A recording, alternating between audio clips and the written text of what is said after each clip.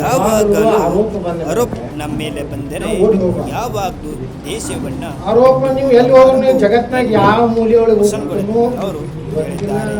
ಇವಾಗ ಪ್ರಜ್ವಲ್ ರೇವಣ್ಣವರು ಬಂದು ಅರೆಸ್ಟ್ ಆಗಿದ್ದಾರೆ.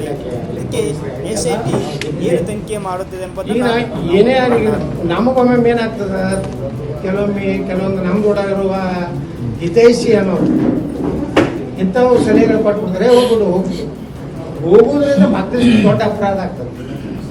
ಹೋಗಿದ್ದು ತಪ್ಪು, ಈಗ ಬಂದು ಸರೆಂಡರ್ ಆಗ್ಯಾರ.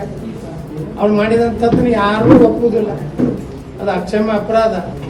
ಆದ್ರೆ ಅದು ಏನಿದ್ರು ನ್ಯಾಯಾಂಗದ ವ್ಯವಸ್ಥೆ ಒಳಗೈತಿ. SIT ತಳಗಿದೆ. SIT ಯಾವ ರೀತಿ ಇವತ್ತು ತನಿಖೆ ಮಾಡ್ಲಕತ್ತಂತ ನೋಡ್ಬೇಕು.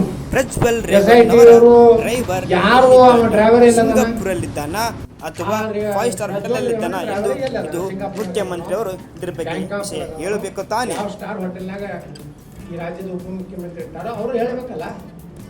ಪ್ರಜ್ವಲ್ ರೇವಣ್ಣನ ಹಿಡಿದ್ರಪ್ಪ.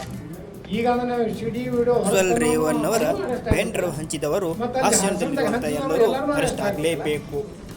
ನೀವು ಟಾರ್ಗೆಟ್ ಮಾಡ್ತಾ ಇದ್ರಿ ದೇವೇಗೌಡರ ಮನೆ. ನೀವು ದೇವೇಗೌಡರ ಮನೆಗೆ ಟಾರ್ಗೆಟ್ ಮಾಡ್ತಾ ಇದ್ದೀರಾ. ಇದು ಇಂಥ ಹಲ್ಕ ಕೆಲಸ ಮಾಡಬೇಡಿ ಅಂತ ಬಸವನಗೌಡ ಯತ್ನಾಳ್ ಹೇಳಿದರು.